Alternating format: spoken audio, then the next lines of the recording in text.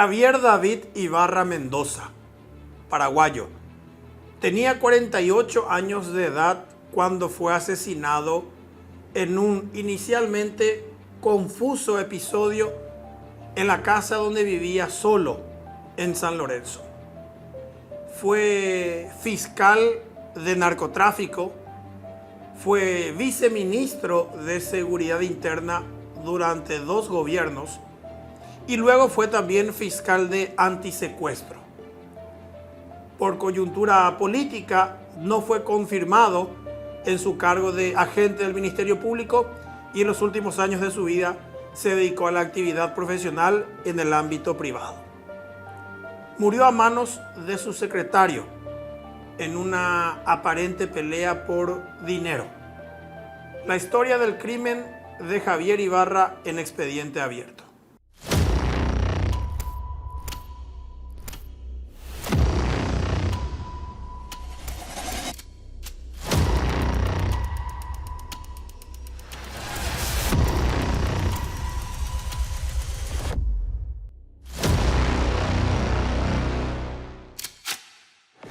El abogado Javier Ibarra fue uno de los mejores estudiantes de su promoción. Muy intuitivo, muy sagaz, muy vivo, aunque de poco hablar. Así lo recuerdan sus compañeros de facultad y también sus compañeros de trabajo, tanto en el Ministerio Público como en el Ministerio del Interior. Cuando muy joven, ingresó como asistente fiscal y fue asignado nada menos que a la unidad de lucha contra el narcotráfico. Fue asistente del fiscal Francisco Vergara. Javier Ibarra, ya en ese rol, se destacaba por sus acompañamientos operativos. En cualquier procedimiento antidrogas, era el asistente fiscal de confianza del fiscal Vergara. Como manejaba muy bien el guaraní y como tenía un profundo conocimiento de las leyes, principalmente antidrogas, Javier Ibarra supo relacionarse con policías, militares y agentes especiales con los que trabajaba prácticamente a diario. Ya como un experimentado asistente fiscal, encargado de dirigir varias investigaciones importantes y con la venia de su jefe directo, Javier Ibarra se postuló para un cargo de agente fiscal y efectivamente lo consiguió. Logró ascender de asistente fiscal a agente fiscal. Y como ya tenía experiencia en la unidad especializada de lucha contra el narcotráfico, fue incluido directamente en el plantel de esta unidad del Ministerio Público, que en ese momento ya era manejada por el fiscal adjunto Marco Antonio Alcaraz, hoy en día ministro de la Secretaría Nacional de Inteligencia. Javier Ibarra dirigió muchas investigaciones de relevancia. En 2007, por ejemplo, durante los primeros tiempos de su nuevo cargo, Javier Ibarra dirigió una investigación que derivó en la incautación de más de 100 kilos de cocaína en un allanamiento a la famosa estancia Cuatro Filhos de Villaú, perteneciente al que por entonces era el narcotraficante más buscado del Paraguay y uno de los fugitivos más importantes de Sudamérica, Jarvis Jiménez Pavão. En aquel procedimiento, Jarvis se salvó por un pelito, de acuerdo con lo que él mismo contaría tiempo después. Sin embargo, la carga de cocaína que fue incautada fue atribuida a uno de los hijos de Pavão, José Martínez Mendy Pavão, conocido en el submundo como Jarvisinho o como Jarvito. El hijo de Jarvis Jiménez Pavão y otros colaboradores de este fueron capturados y procesados por orden del flamante fiscal de narcotráfico Javier Ibarra. Aquella fue una investigación emblemática porque desde sus inicios el propio Javier Ibarra había adelantado que estaba detectando que un tribunal de sentencia blanquearía al hijo del poderoso narco. Y efectivamente así sería. En el juicio oral y público que se desarrolló tiempo después, efectivamente, Yarvito fue sobreseído por un tribunal de sentencia integrado por 3 jueces que después serían denunciados por el propio Javier Ibarra e incluso destituidos por el jurado de enjuiciamiento de magistrados. Otro caso emblemático que dirigió el fiscal de narcotráfico Javier Ibarra fue contra el empresario Vicente Castiñeira, a quien llegó a procesar por el intento de envío de un cargamento de cocaína a Italia. La droga fue incautada en un conocido shopping de Asunción. Javier Ibarra, quien no se atajaba mucho a la hora de expresar sus opiniones, había dicho públicamente lo mismo que sostuvo en el caso del hijo de Jarvis Jiménez Pamao, que la justicia o que sus operadores pretenderían blanquear a Vicente Castiñeira. Tiempo después, efectivamente, Castiñeira fue beneficiado por el sistema de justicia de nuestro país en un caso que llegó a ser ampliamente protestado también por Javier Ibarra. Francisco José de Vargas Benítez, quien después llegaría a ser ministro de la Senat y también ministro del Interior, fue originalmente fiscal de narcotráfico. Fue uno de los mejores amigos de Javier Ibarra cuando ambos eran colegas en el Ministerio Público. De hecho, juntos participaron en varias investigaciones de relevancia, como por ejemplo en la captura finalmente en el año 2009 del capo Jarvis Jiménez Pamao, en un procedimiento dirigido por Francisco de Vargas, pero que también fue apoyado por Javier Ibarra. En aquella intervención también había sido capturado el que entonces se autoproclamaba jefe del primer comando de la capital PCC en Paraguay, Carlos Antonio Caballero, alias Capilo. La captura del capo Jarvis, más el procesamiento de su hijo, Yarvito, derivaron en una serie de amenazas de muerte que supuestamente recibieron los fiscales Francisco de Vargas, quien capturó a Jarvis, y Javier Ibarra, quien capturó a Yarvito, así como también fue amenazado el jefe de ambos, el que era fiscal adjunto Marco Alcaraz.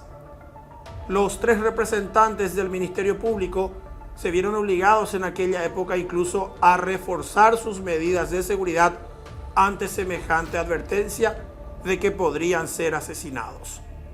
Entre 2010 y 2011, Javier Ibarra siguió dirigiendo muchas operaciones de relevancia, como por ejemplo una que se llevó a cabo en mayo del año 2011, cuando se incautaron 370 kilos en una pista de aterrizaje clandestina en la entonces colonia San Alfredo del departamento de Concepción, e incautaron varias avionetas en un hangar de San Juan Bautista en Misiones. Aquella mega estructura que fue desarticulada había sido por el hoy famoso narcotraficante Jorge Teófilo Zamudio González, alias Zamura, quien para ese momento era prácticamente un desconocido de los organismos de seguridad de nuestro país. Gracias a aquella investigación técnica del fiscal Javier Ibarra, fue que Zamura resultó identificado, años después capturado y encerrado en una cárcel de emboscada. Zamura es el mismo que en el año 2019 fue rescatado por un grupo tipo comando en la costanera norte de Asunción, en un operativo criminal que le costó la vida al comisario Félix Antonio Ferrari Yudis, quien en ese momento comandaba el convoy que trasladaba la caravana penitenciaria. Ese mismo año, 2011, Javier Ibarra también fue uno de los principales protagonistas de una recordada operación que llevó a cabo la Policía Nacional en el Bañado Sur de Asunción. Aquella intervención derivaría en la detención de un tal Armando Javier Rotela Ayala, hoy día el preso más importante de la República. Armando, el líder del temible clan Rotella, gobernaría prácticamente sin oposición el sistema penitenciario de nuestro país en los siguientes años, hasta que finalmente en el año 2023 el gobierno de Santiago Peña lanzó la Operación Veneratio, con la cual no solamente recuperaron el control en la Penitenciaría Nacional de Tacumbú, que era manejada por el clan Rotella, sino que también de ese modo lograron desmantelar la cúpula de esa facción delictiva nacional y así a la vez redujeron en un índice importante la ola de sicariatos que estaba ya instalada en la capital y en ciudades del departamento central. Ese año 2011 tal vez fue uno de los más productivos laboralmente hablando para Javier Ibarra. Estaba en la plenitud de su carrera como fiscal de narcotráfico. También participó en ese periodo en la investigación que acabaría con la captura del narcotraficante más importante de Alto Paraná, Tomás Rojas Cañete, alias Tomaí, quien hasta ahora sigue cumpliendo múltiples condenas por narcotráfico, ya que fue sentenciado no solamente por los hechos investigados por Javier Ibarra, sino que también después lo volverían a condenar por otros envíos de cocaína que los dirigía nada menos que desde la Penitenciaría Nacional de Tacumbú. Luego de la masacre de Curuguaté, ocurrida el 15 de junio del año 2012, y el juicio político que terminó con la destitución del entonces presidente Fernando Armindo Lugo Méndez, el 22 de junio de ese mismo año, asumió como presidente de la República el que era vicepresidente Federico Franco. El presidente Franco, a su vez, incluyó en su gabinete a varios funcionarios técnicos que ya venían trabajando principalmente con los partidos de oposición. En ese sentido, el que también fue fiscal y luego ya ocupó un cargo de viceministro, Carmelo José Caballero Benítez, fue designado por el presidente Franco como nuevo ministro del Interior.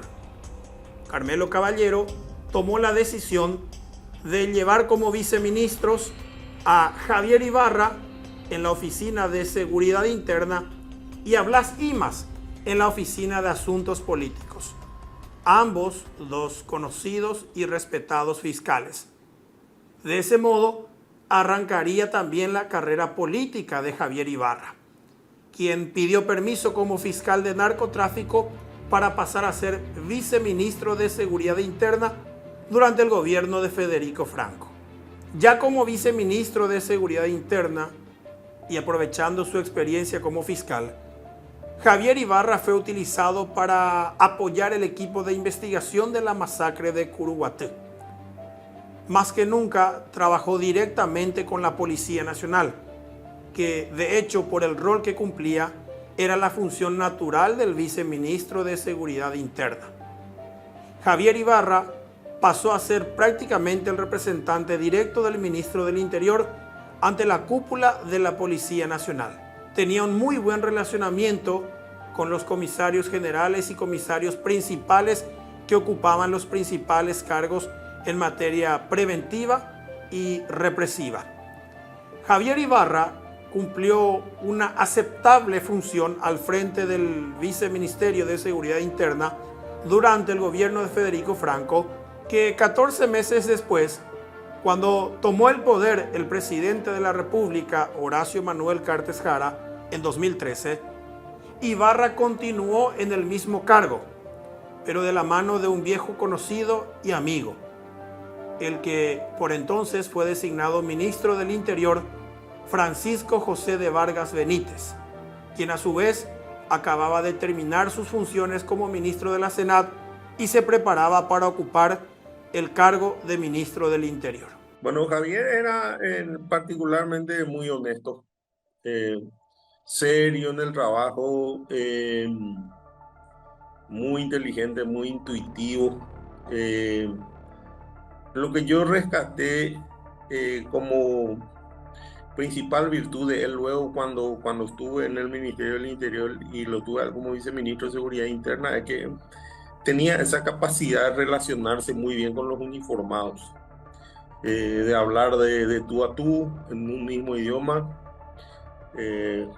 Se manejaba muy bien en guaraní, lo que vos sabes bien que facilita esa comunicación entre los paraguayos y principalmente aquellos que son de extracción del interior del país, como la mayoría de los uniformados, ¿verdad? Era él un investigador nato, eh, teníamos mucha confianza entre ambos y bueno, eh, también era muy, ¿cómo decirlo?, inquieto. Su perfil no encajaba con el de quedarse encerrado en una oficina, era muy operativo, era. Javier Ibarra fue comisionado por el ministro de Vargas para dirigir las operaciones de lucha contra el grupo terrorista Ejército del Pueblo Paraguayo, EPP. En coincidencia con la gestión de Vargas y de Ibarra, en aquella época el EPP recrudeció sus operaciones. Se registraban secuestros y asesinatos prácticamente a cada rato, y Javier Ibarra cumplió un rol fundamental en representación del Estado paraguayo, acompañando a las tropas en el norte del país. De hecho, en esa misma época, el presidente Horacio Cartes creó lo que hoy en día es el Comando de Operaciones de Defensa Interna, CODI, cuyo principal brazo ejecutor es la Fuerza de Tarea Conjunta. Aunque en ese momento no cayó para nada agradable la frase que profirió Javier Ibarra, terminaría siendo un vaticinio de lo que vivimos hoy en día. Luego de los primeros secuestros del EPP durante aquel periodo presidencial, el viceministro de Seguridad Interna, Javier Ibarra, ya avisó que así como en Colombia, Paraguay debía prepararse para periodos de secuestros prolongados, incluso durante varios años.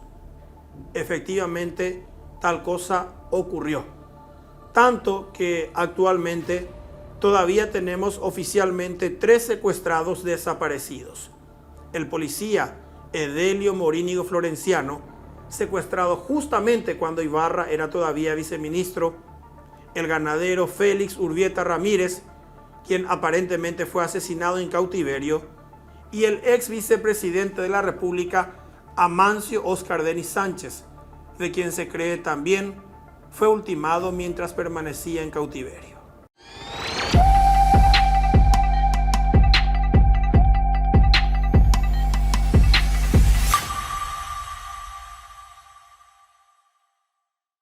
El primer gran escándalo que terminaría arrastrando a Javier Ibarra se produjo en el año 2015, cuando el entonces ministro de la Secretaría Nacional Antidrogas, Luis Rojas, y los parlamentarios Arnaldo Yucio y Arnoldo Vins mantuvieron una conversación en la Senat con el narcotraficante condenado Ezequiel de Souza.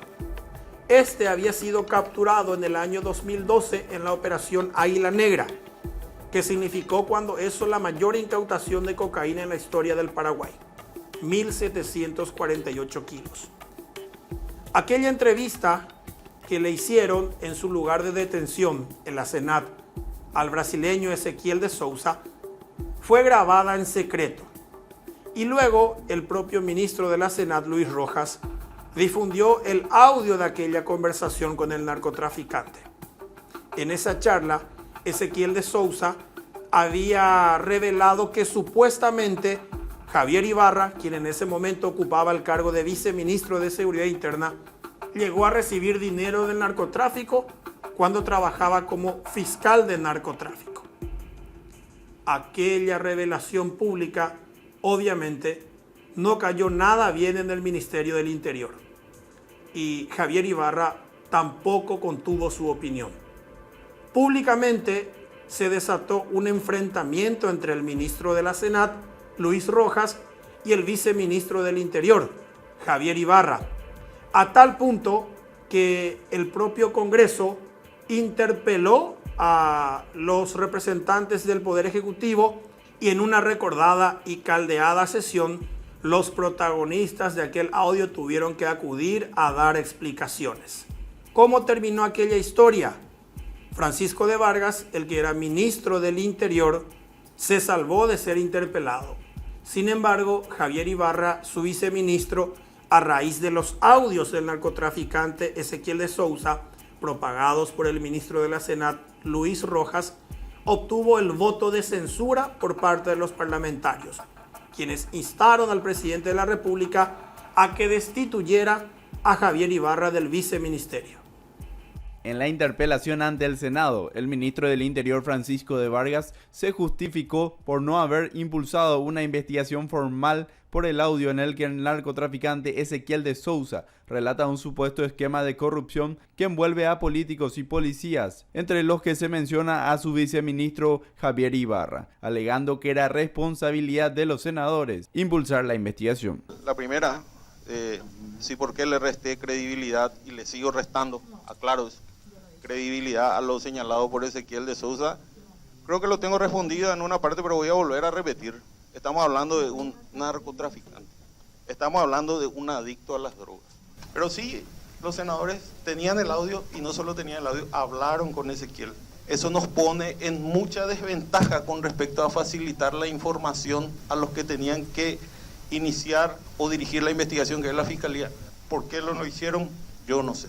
Los legisladores le cuestionaron el hecho de que él, de modo unilateral, desestimó la denuncia y también la defensa férrea a su viceministro Ibarra. Que yo sepa, el juez es el que valora el hecho. Ahora resulta que un ministro del Interior, un funcionario público, valora un hecho. ¿Le doy o no le doy importancia? El senador Eduardo Petta incluso lo acusó de violar la ley por haber conocido el tema y como funcionario público no haber hecho la denuncia formal. Mi pregunta, ministro, por el discurso. ¿Por qué usted violó el artículo 172, 173, 175, 286, 288, 289 y 296 del Código Procesal Penal que usted conoce? Gracias.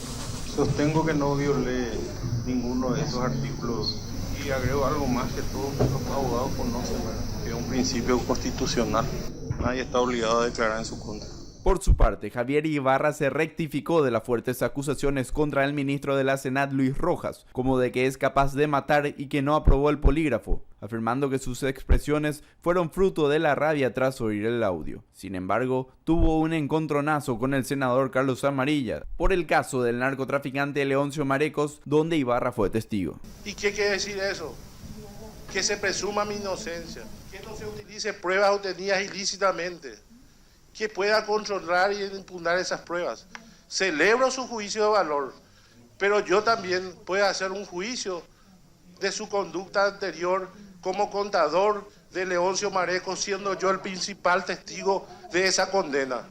Leoncio Marecos lo contrató a usted, su marido lo contrató a usted, y yo puedo pensar que su conducta es una vendetta por mi declaración en ese juicio. Cuando aún arrastraba las consecuencias políticas y mediáticas de aquel escándalo por el audio del narcotraficante Ezequiel de Sousa, Javier Ibarra fue protagonista de vuelta en el año 2016 de otro incidente que sí terminaría costándole el cargo.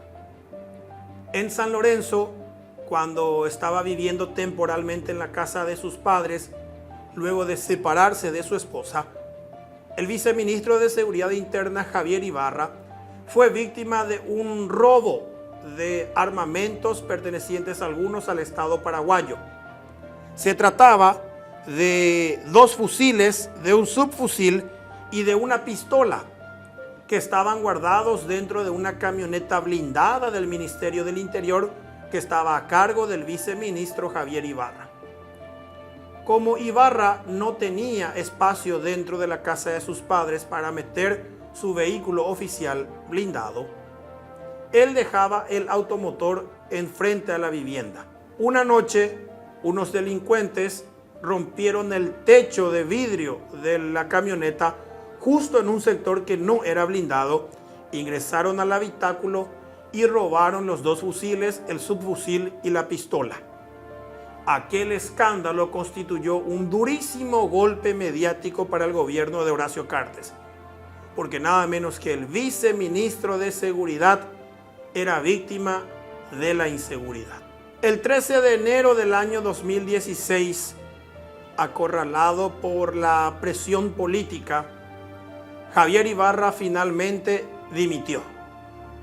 Puso su cargo a disposición y luego incluso presentó renuncia, dejando de ser viceministro de Seguridad Interna. Lo reemplazó el que hoy en día es ministro de la Senat, Jalil Amir Rachid Segovia, quien también venía desempeñándose como agente fiscal de la unidad de narcotráfico, por ejemplo. Luego una conversación y debo decir también a sugerencia mía, el doctor Javier Ibarra toma esta decisión. Con estas declaraciones, el ministro de Vargas confirmó que pidió su renuncia al viceministro de Seguridad Javier Ibarra. Hace un año sostenía que abandonaría el cargo con él al ser interpelados ante el Congreso, tras verse salpicado en una grabación en que un narcotraficante lo acusó de corrupto. Yo sigo creyendo en él, pero no se trata solamente de creer en él. Y vos mismo mencionabas que ha transcurrido casi un año, ¿verdad? Muchas cosas ocurren en un año, ¿verdad? Yo reitero mi aprecio, mi agradecimiento y mi consideración y estima personal hacia él y hacia su profesionalismo. Indicó que la decisión es personal y que está relacionada con el robo de armas de su camioneta blindada. Al respecto, el ex viceministro afirmó que el atraco fue una trampa para lograr su destitución. De Vargas sostuvo que por el momento aún no definió el reemplazante. Las personas que reúnen las cualidades y las características para ocupar este alto y digno cargo generalmente no están desocupadas, es más, se encuentran cumpliendo funciones muy sensibles. Así que no se trata solamente de elegir, sino que aquellos que puedan ser seleccionados estén en condiciones laborales de asumir el compromiso. Tras dejar de ser representante del Poder Ejecutivo, Javier Ibarra, quien gozaba de un permiso en el Ministerio Público, volvió a ejercer su antiguo rol de agente fiscal. Sin embargo, ya no regresó a la unidad de narcotráfico, sino que fue asignado a la unidad de antisecuestro. Ocupó el lugar que había sido dejado por el también conocido fiscal Rogelio Ortúzar, hoy día ya jubilado. Entre 2016 y 2019, Javier Ibarra trabajó como fiscal de antisecuestro y luego también como fiscal de antisecuestro y antiterrorismo, por lo que igualmente participó de varias otras investigaciones complejas contra el crimen organizado.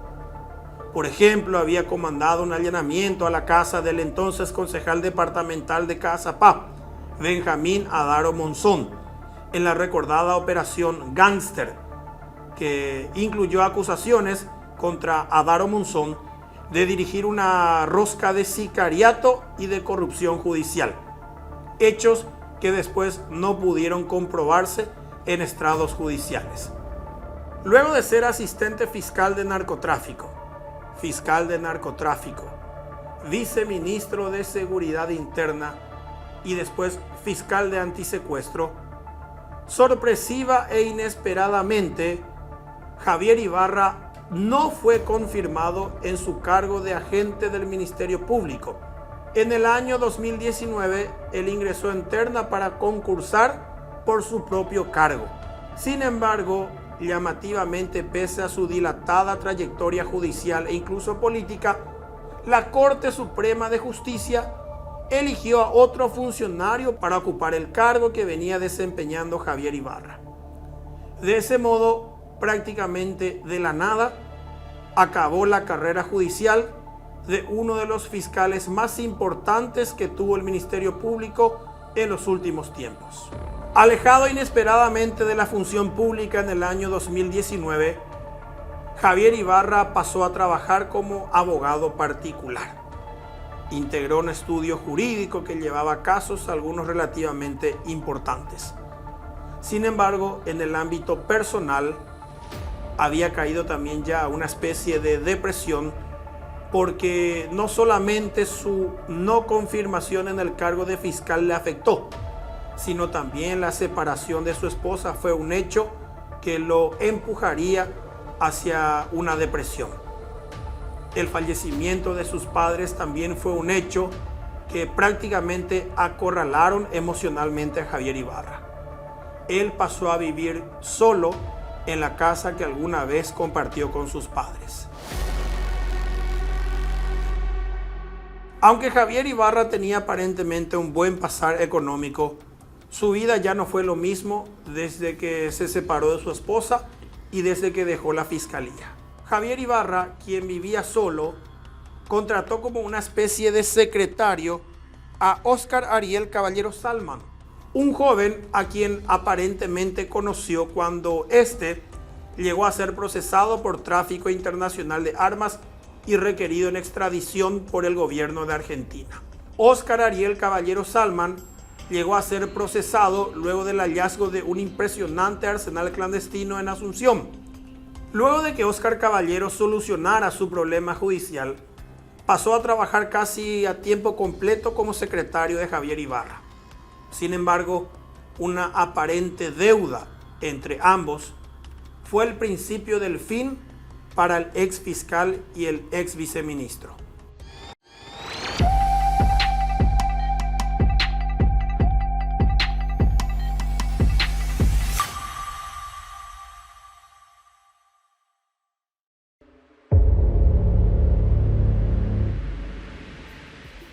El 24 de noviembre del año 2022, Óscar Ariel Caballero Salman acudió a la casa de Javier Ibarra en San Lorenzo con intenciones de cobrar su salario de aquel mes.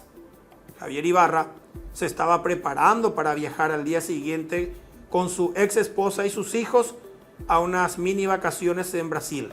Sin embargo, aquel viaje nunca se concretaría, porque Javier Ibarra terminó asesinado por su propio secretario.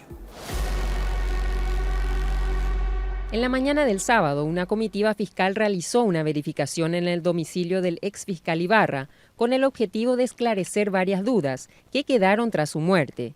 En la vivienda finalmente no se encontró la vainilla que faltaba, teniendo en cuenta que según la autopsia realizada, el hombre tenía 2 impactos de balas. Tampoco se encontró su arma personal, la que según sus allegados la utilizaba en el día a día, ni tampoco su riñonera, y se presume que el autor del hecho utilizó esa misma arma para el homicidio. No encontramos la vainilla que nos falta porque conforme a la autopsia que se realizó el día de ayer, hubieron 2 impactos de proyectil. No se encontró tampoco otra arma que podríamos presumir que fue la utilizada. Según sus conocidos, él tenía un arma de calibre 22 de pequeño tamaño, de bolsillo, como se dice, y también tenía una riñonera, del cual él no se desprendía, y tanto la riñonera como lo que tenía dentro de la misma no se ha encontrado, y posiblemente el autor del hecho utilizó el arma que era de Javier, el arma que usaba de bolsillo o del cual no se desprendía en ningún momento. Además, en la propiedad se encontraron 9 armas en cajas separadas y bien envueltas, las cuales estaban junto a 11 carnets habilitantes. Y según el conteo realizado, faltan 2 armas. Lo hallado en la vivienda será llevado al sistema IDIS de la Policía Nacional. También encontraron 2 celulares que llevarán al laboratorio forense para verificar los últimos mensajes y llamadas recibidas. Finalmente se manejan 2 hipótesis acerca del presunto asesinato. Primeramente, una cuestión económica, ya que él había dicho que la plata que ganaba quería hacerla trabajar a través de prestamistas. Y la segunda sería por conflicto familiar, por una sucesión. Estaban en sus cajas, ¿verdad? Lo cual se abrió a los efectos de corroborar la existencia de las mismas. Son 9 en total. Esos son llevados al departamento IBIS de la Policía Nacional a los efectos de que se puedan sacar sus huellas, porque el día de mañana, una vez que se entreguen a sus familiares, estas armas pueden ser utilizadas también para otros hechos punibles. Entonces ya se va a tener esos datos que se van a estar extrayendo por el sistema IBIS. ¿El teléfono celular de la víctima se encontró?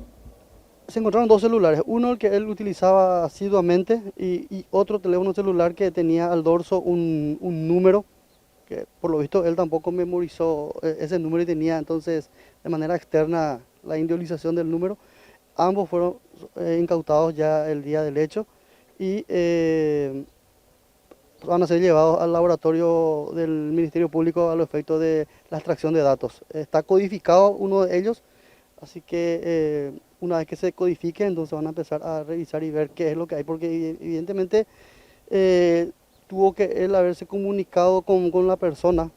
Esto es la hipótesis de que hubiese sido homicidio, pero es lo más posible. El fiscal Julio Ortiz fue uno de los principales investigadores y quien de hecho consiguió la ejemplar condena de 28 años contra el asesino de su ex colega Javier Ibarra.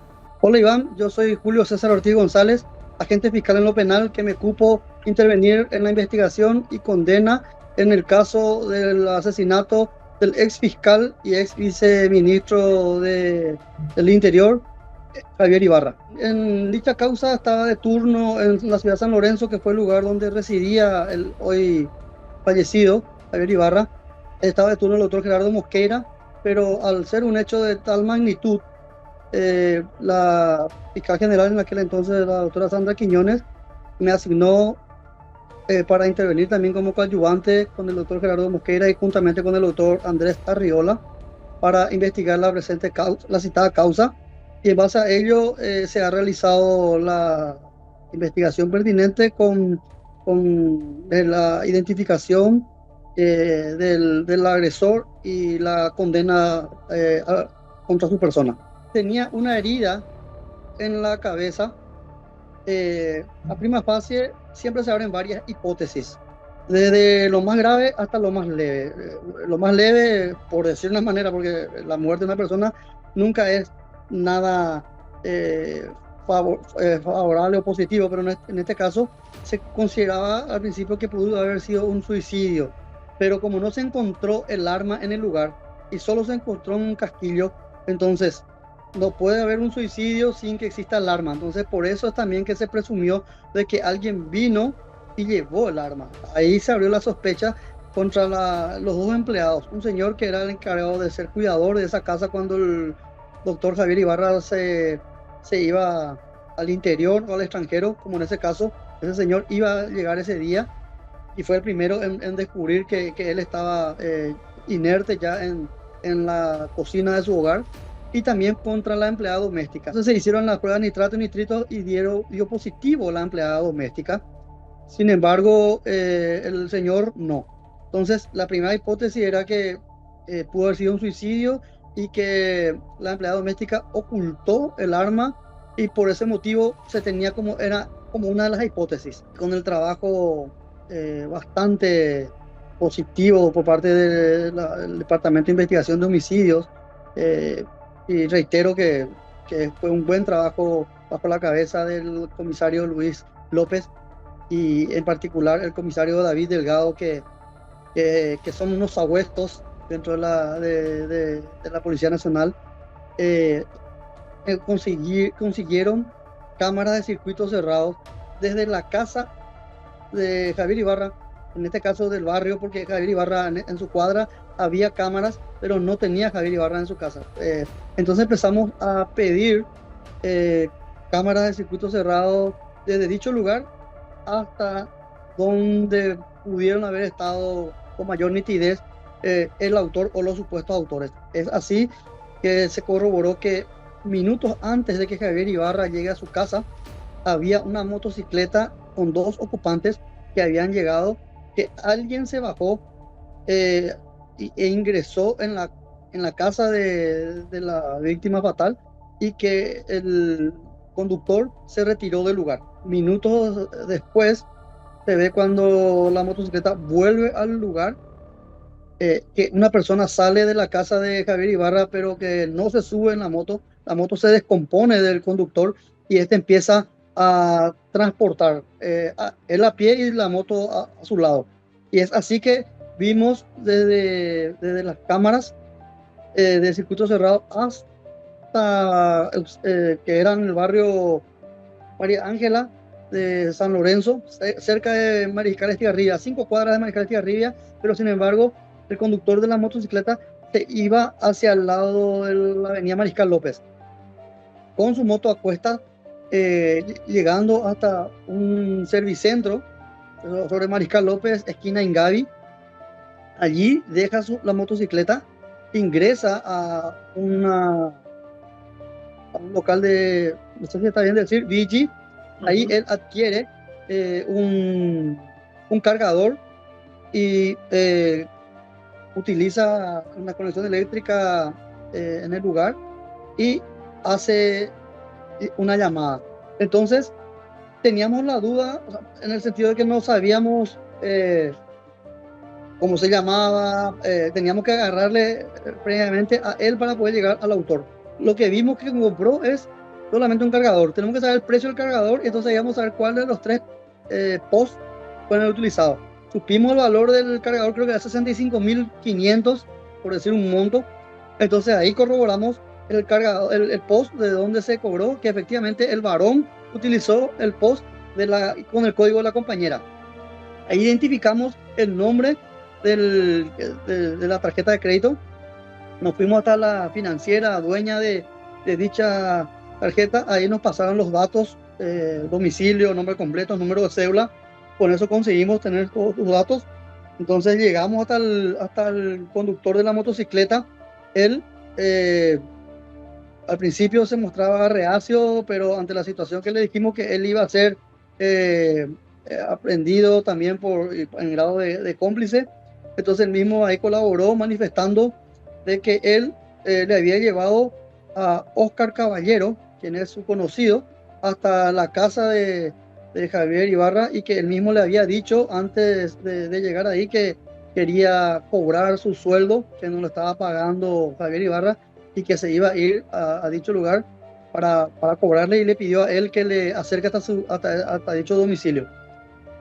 Posteriormente refirió que como se le descompuso la moto, ya no le pudo alzar y no se pudieron retirar hasta sus respectivos domicilios. Entonces, él, y se le termina también su batería. Entonces, por ese motivo es que llega con la moto descompuesta hasta el servicentro, ingresa a comprar el cargador, activa su batería nuevamente y ahí le hace la llamada, pero le hace llamada vía WhatsApp a Oscar Caballero. El autor del hecho vino minutos antes a la casa de Javier Ibarra, y como él era su secretario, el que le hacía los quehaceres, le lavaba el vehículo, se iba con él en el estudio jurídico donde Javier Ibarra trabajaba con otros abogados, peritos y compañía. Él tenía la llave, él tenía el acceso. Por eso él entró y le esperó en la cocina luego de Javier Ibarra. Javier, cuando llega, mete su vehículo en el garage, baja su portón eléctrico y se encuentra seguramente con el agresor. ¿A qué hora llegó Javier Ibarra? A las 22:46 horas específicamente, según la cámara del circuito cerrado más cercano que vio cuando cruzó el vehículo, que era a 2 casas de su domicilio. Le dijo Oscar Caballero: pégate una vuelta y yo en 10 minutos por allá termino todo. Hablo con él y ya me retiro, y venía a buscarme en 10 minutos. Pasaron los 10 minutos, ya viene el motociclista y escucha 2 disparos, dice él. Sale Oscar Caballero, abre con el control, el portón eléctrico de la zona del garage, y habla con él. Le dice: ¿qué es lo que pasó? Le dice: andate nomás por tu cuenta, le dice, y yo me voy más tarde, le dice. Entonces Oscar Caballero vuelve a ingresar en el inmueble de Javier Ibarra, cierra el portón eléctrico del garage, y el conductor de la moto, Leonardo Ruiz, se le descompone, y a partir de ahí se va a cuesta, como te dije. Al principio pues se tenía en cuenta como que era un solo disparo. En la autopsia se corroboró que eran 2 disparos que entraron en el mismo agujero. Es decir, le disparó estando parado, y seguramente cuando cayó Javier, le remató, ya disparándole, acercando el arma homicida hasta su cráneo. Por eso es que solamente había un pequeño agujero con orificio de entrada sin orificio de salida. Y se encontraron en el cerebro, en el cráneo de Javier, los 2 proyectiles. Entonces, ahí también se corrobora lo que dijo el testigo Leonardo Ruiz, que dijo que él escuchó 2 disparos. Ya todo está concatenándose, y entonces le da veracidad a sus manifestaciones. Todo esto que te cité, mi querido Iván, pudimos llegar entonces al homicida, que era Oscar Caballero, y que él era empleado de Javier Ibarra, y que fue él el asesino del mismo. Me siento satisfecho. Espero que Javier con esta condena considere que se hizo justicia, que las instituciones públicas, en particular el Ministerio Público, al cual él defendió mucho como agente fiscal, era uno de los mejores agentes fiscales. A mí me cupo conocerlo como agente fiscal. Yo tenía mucho respeto y admiración por su persona. Espero que él, de donde esté, considere que se hizo justicia y que haya paz en su tumba. Óscar Caballero, principal sospechoso de asesinar a Javier Ibarra, fue imputado por el homicidio del exfiscal tras abstenerse a declarar en su indagatoria. Sí, Leonardo Ruiz Ortiz es el testigo, es el que conducía la motocicleta. Con su testimonio hemos llegado a Óscar Caballero. Óscar Caballero era un ex empleado de Javier Ibarra, era el encargado de hacer los mandados, era el que le lavaba los vehículos, le llevaba a los hijos de Javier de un lugar a otro hasta el domicilio de su ex esposa. Entonces, una persona de extrema confianza de Javier Ibarra. El testigo afirma que el sospechoso le entregó el arma y se llevó documentos de la víctima en una riñonera, elementos que posteriormente quemó. Eso él le entregó. En la oscuridad dice que él no abrió, le dijo para que guarde. Posteriormente, él cuando abrió en su domicilio se dio cuenta que era un arma y a partir de allí él tuvo miedo, no sabía qué hacer. El hecho habrá sido el 24 de noviembre entre las 11:30 a 12 de la noche y la entrega fue ya en la zona de Ceballos a las 1:30 aproximadamente. Con respecto a la empleada doméstica, ella cuenta con arresto domiciliario y sigue atada al proceso. Si nosotros le damos un sobreseimiento definitivo hoy y de aquí en adelante, conforme a las investigaciones, ella tenía algún tipo de vinculación, nosotros ya no le podemos más volver a reabrir porque ya le damos un sobreseimiento definitivo. Ella está desde hace mucho tiempo, o sea, 2 o 3 días lo que estuvo ella privada de su libertad en una comisaría, pero después ya gozó de libertad. Cuando la defensa planteó el arresto domiciliario, hubo allanamiento de la fiscalía y sigue atada al proceso. Si la defensa plantea alguna medida menos gravosa, cuál es la de salir a trabajar, a firmar libro de comparecencia, la fiscalía no se va a estar oponiendo a ese planteamiento, que lo tiene que hacer ante el juez de garantías. Si fue por una deuda o si fue por otros motivos, el asesinato de Javier Ibarra por lo menos no quedó impune. Sí, causó confusión inicialmente en la manera en la que habría muerto, ya que luego de que se deslizaran varias hipótesis como que se suicidó o como que su propia empleada doméstica pudo haber estado involucrada en el asesinato, finalmente la verdad salió a luz. El asesinato del ex fiscal y ex viceministro Javier Ibarra podría haber sido uno de los crímenes más enigmáticos de nuestro país, de no ser por la pericia de policías y funcionarios de la fiscalía que finalmente descubrieron la verdad y castigaron al único responsable, Óscar Ariel Caballero Salman, quien actualmente cumple una condena de 28 años de encierro.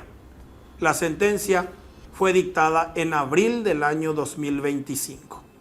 Javier David Ibarra Mendoza, ex fiscal y ex viceministro, que en paz descanse.